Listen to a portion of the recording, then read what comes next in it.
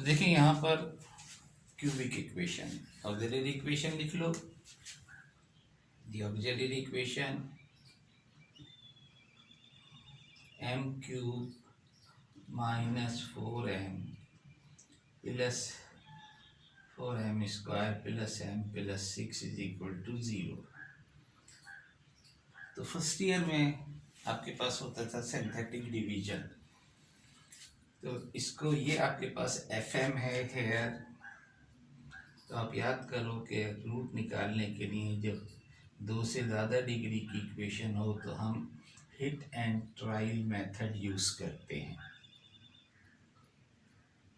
कि यहाँ पर हम रख के देखेंगे कि f(1) से शुरू करें पहले। अगर ये 0 आ जाए तो इसका मतलब है 1 इसका एक रूट आ जाएगा। तो 1 रख के देखें आप, 1 माइनस 4 प्लस 1 प्लस 6, तो ये तो आपके पास 4 आ गया which is not equal to 0। इसका मतलब है कि 1 तो इसका रूट नहीं हो सकता। तो फिर -1 रख के देखो,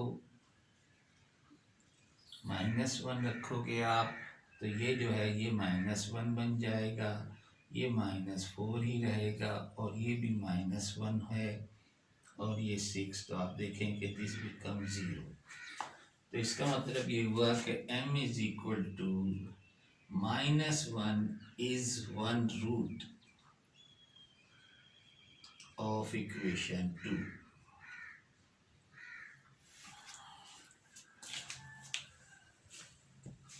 तो एक रूट तो आपने हिट एंड ट्रायल मेथड से निकाल लिया। अब चूँकि क्यूबिक है तो अब इसको आप इससे डिवाइड करें, सिंथेटिक डिवीजन। तो -1 से हम डिवाइड कर रहे हैं, तो आप क्या करते थे सिंथेटिक डिवीजन में कि हाईएस्ट पावर के इनके कोफिशिएंट लेते थे और कोफिशिएंट हर पावर का कोफिशिएंट लिखेंगे। अगर कोई पावर मिसिंग हो तो उसकी जगह पे फिर 0 लिखेंगे आप। तो अब आप m क्यूब है तो ये 1 माइनस 4 m का कोफिशिएंट 1 एंड देन 6, और फिर एक लाइन छोड़ के आप एक लाइन लगा देते हैं। पहले वाले को एज इट इज़ यहाँ उतारेंगे, तो यहाँ छोटा सा क्रॉस डाल दो कि फर्स्ट टर्म को आपने एज इट इज़ उतारा, क्योंकि साल भर हो गया आपको या इससे ज़्यादा हो गया हो पढ़े हुए, तो इसलिए मैं इसको करा रहा हूँ कि इसको एज इट इज़ उतार लेते हैं। अब इसको इससे मल्टीप्लाई करते हैं, इसके नीचे लिख देते हैं। इन दोनों को ऐड करोगे, यहाँ साइन चेंज नहीं होता, इन दोनों को ऐड करोगे। अब इसको इससे मल्टीप्लाई करो, यहाँ लिख दो। इन दोनों को ऐड करोगे, यहाँ गया। इसको इससे मल्टीप्लाई करो, यहाँ लिख दो। इसको ऐड करोगे तो ये 0। तो अगर रूट जो हमने यहाँ रख के देखा था, इस तरह से भी चेक कर सकते हैं कि रूट है तो ये हमेशा 0 आएगा।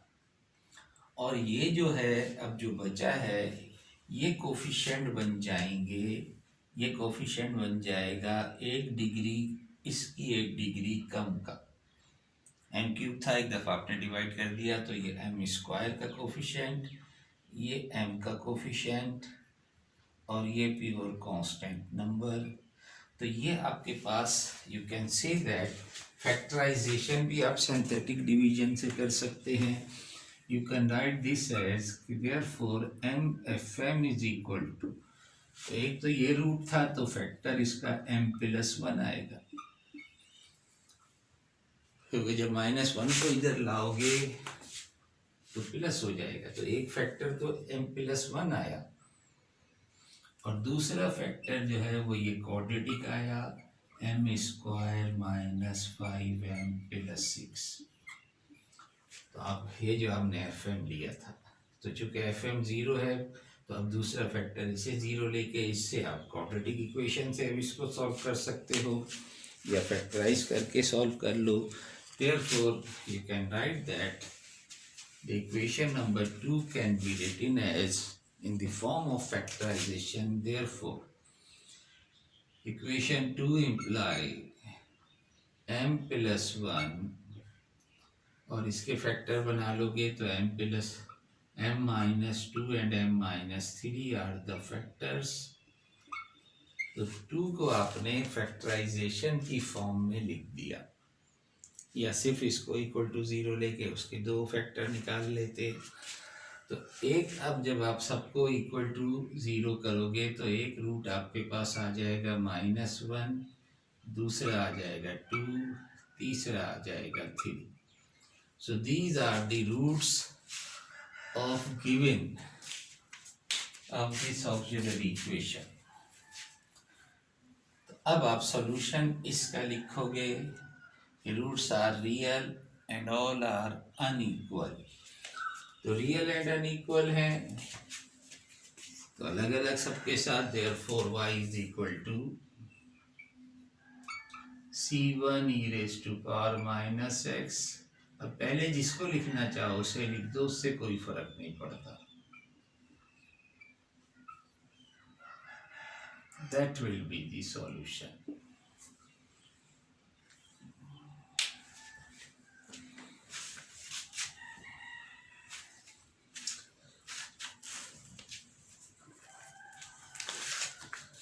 तो एक सवाल इसमें से ये देखें, 4th डिग्री का भी है।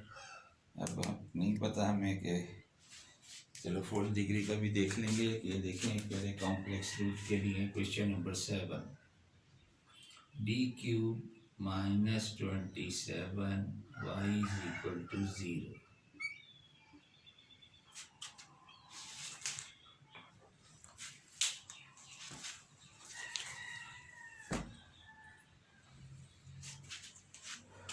तो ये, और इसके बाद एक सवाल और कर लेंगे। ये एक्सरसाइज आपके हवाले।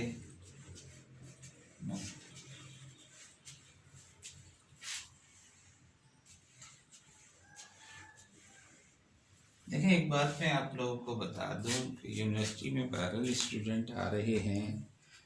अगर जब किसी काम से ज़रूरी काम हो तो आ जाते हैं। तो अगर आप पढ़ें और कोई चीज़ समझ में ना आए तो मुझे फ़ोन करके शाम का कोई टाइम आप ले लीजिए। यूनिवर्सिटी 2 से 4 बजे तक इवनिंग में खुली होती है। तो अगर आपको कोई टाइम मुझसे मिलना हो तो आप टाइम लेके ग्रुप की फॉर्म में आ जाओ, 2-2 4-4 करके। ज़्यादा बड़ा ग्रुप नहीं हो कि उससे SOP के खिलाफ वर्जी हो। तो लिहाजा आप आ सकते हैं मेरे पास अगर कोई प्रॉब्लम हो तो। अदरवाइज़ फ़ोन पे भी डिस्कशन कर सकते हो आप। तो देखेंगे हम नेक्स्ट वीक का सवाल। अब आप ऑक्सिलरी इक्वेशन बनाइए। This simplify m³ -27 is equal to 0। Factorisable है, a³ -b³ का फॉर्मूला है। तो m-3 m² plus 3m plus 9 is equal to 0। तो a³ का फॉर्मूला आपको याद हो, a³ -b³ क्या होता था, a minus b and a² plus ab plus b²। ये फार्मूला था a³ -b³ का। तो उस फॉर्मूले से हमने इसके फैक्टर बना लिए। तो ये क्वाड्रेटिक फैक्टर यहाँ से तो आपको पास, और m² plus 3m plus 9 is equal to 0। तो जाहिर है यहाँ से तो डायरेक्ट आपके पास m इज इक्वल टू 3 आ गया, एक रूट आ गया आपके पास। और इसे आप क्वाड्रेटिक फार्मूले से आप निकाल सकते हैं कि -3 plus minus under root b² 9 - 4ac mean 36/2a। -3 plus minus under root b² -4ac। तो 4ac आपके पास 9 है। तो ये आपके पास आ जाएगा -3 प्लस माइनस अंडर रूट -27/2। और आप इसे लिख सकते हैं -3 plus minus 3√3 iota divided by 2। तो ये m की 2 वैल्यू आपके पास ये आ गई। So now you have to write the solution. Therefore solution is equal to, जो रियल पार्ट है उसे बेहतर है पहले लिख दो कि c1e⁻³ और अब ये कॉम्प्लेक्स के लिए c2 sin, इमेजिनरी पार्ट है 3√3/2 x plus c3 cos 3√3/2 x। ये तो हो गया इमेजिनरी पार्ट के लिए, और रियल पार्ट के लिए e⁻³ x, so that will be the solution.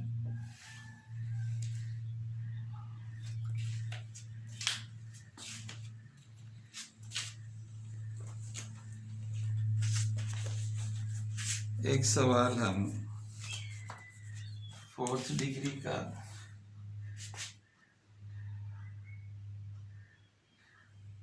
तो let me right question number 8।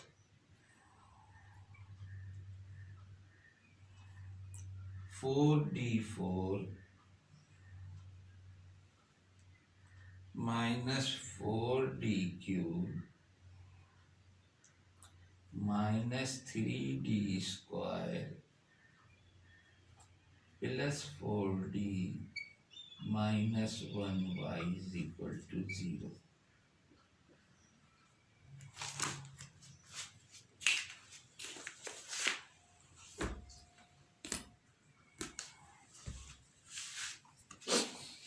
तो देखिए आपके पास 4th डिग्री इक्वेशन बनेगी, तो 4 रूट निकालने होंगे।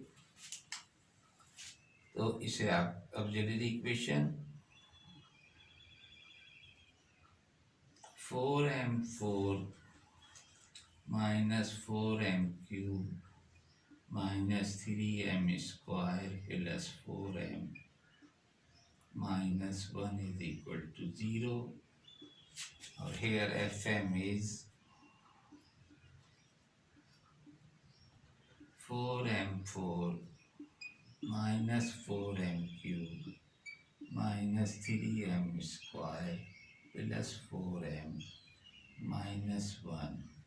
तो f of 1 देखोगे आप तो क्या आता है 4 minus 4 minus 3 plus 4 minus 1, तो ये 0 आ गया आपके पास, दिस इज इक्वल टू 0। तो इसका मतलब है कि m की एक वैल्यू तो आपके पास आ गई 1।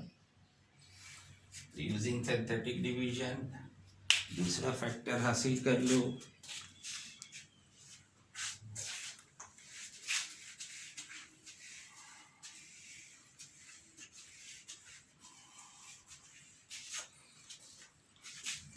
तो 1 से डिवाइड करना है, 4 minus 4 minus 3 4 and minus 1। जब आप इसे 1 से डिवाइड, पहला वाला तो as it is 1 into 4 is 4, 1 into 0 is 0, 1 into minus 3 is 3, 1 into 1 is 1। तो ये आप देखें कि 0 आ गया। तो आप लिख सकते हैं कि fm1 कह लें हम इसे कि 4m³ माइनस 3, ये m³ का जो m² का जो कोफिशिएंट है वो 0 है। तो चलो लिख लेते हैं, बाद में आप इसे रिमूव कर सकते हैं। 3m plus 1 ये है आपके पास। अब fm1 कह लिया हमने इसे। अब इसे चेक करना है क्योंकि ये भी क्यूबिक है, तो हमें देखना है कि क्या हो सकता है, m दोबारा भी हो सकता है m रिपीटेड रूट हो। तो fm1 अगेन 1 रख के देखो, तो ये fm1 ना कहो बल्कि f1m कह लो, ताकि ये कि m1 और m में फ़र्क महसूस ना हो। तो f1 of 1, अब 1 रखोगे तो 1 minus 3 plus 1 which is equal to 2 not equal to 0। तो इसका मतलब है कि m जो है दोबारा 1 तो नहीं हो सकता, यानी रिपीटेड रूट 1 के हिसाब से तो नहीं है। तो -1 रख के देखो, -1 रखोगे तो ये नेगेटिव हो जाएगा, ये पॉजिटिव हो जाएगा और ये पॉजिटिव है तो ये ज़ीरो आ गया। इसका मतलब है कि m की सेकंड वैल्यू जो है वो -1 आ गई। और अब आप इसे -1 से डिवाइड करना है तो अगेन सिंथेटिक डिवीजन, तो देखो फिर ज़ीरो आप लेंगे, पहला वाला एज इट इज़, -1 से मल्टीप्लाई करोगे तो -4, ऐड करोगे तो -4, फिर -1 से मल्टीप्लाई करोगे तो +4, ऐड करोगे तो +1, मल्टीप्लाई करोगे -1, ऐड करोगे 0। अब देखें F2m आपके पास हासिल हो गया 4m² -4m +1, ये आपके पास हासिल हो गया। ये एक क्वाड्रेटिक इक्वेशन, अगर आप इसे ज़ीरो ले लो तो that will become quadratic equation. दो रूट आपके पास आ चुके हैं, एक m1 आया था, एक m-1 आया है, और ये जो आपके पास है दिस इज इनफैक्ट होमोजीनस, ये होल स्क्वायर की फॉर्म है कि 2m-1 होल स्क्वायर की फॉर्म बनी। तो यहाँ से आप कह सकते हैं कि m की वैल्यू 1/2 एंड 1/2 रिपीटेड रूट आ गए। तो अब चारों रूट आपके पास मौजूद हैं। You have to write the general solution. So therefore y is equal to, ये आपके पास पहला रूट आया था c1 e⁻x 1x, c2 e⁻−1x, दोनों हमने लिख दिए। उसके बाद हमारे पास ये दो रिपीटेड रूट आए हैं, तो इन्हें आप इक्वल रूट के तरीके से 3x + c4 e⁻1/2x, तो ज़रा रीराइट कर लो इस सवाल को, इसको आप रीराइट कर लें आंसर को। तो y = c1x + c2 e⁻−x, c1 e⁻x, c2 e⁻, + c2 e⁻−x + c3x + c4 multiply by e⁻x/2, that will be the answer।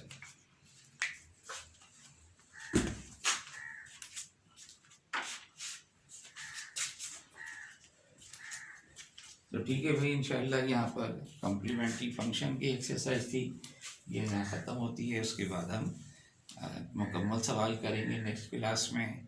तो 10.2 करेंगे, तो 10.1 के जो बाकी सवालात हैं वो आप कंप्लीट कर लेना। अल्लाह हाफिज़।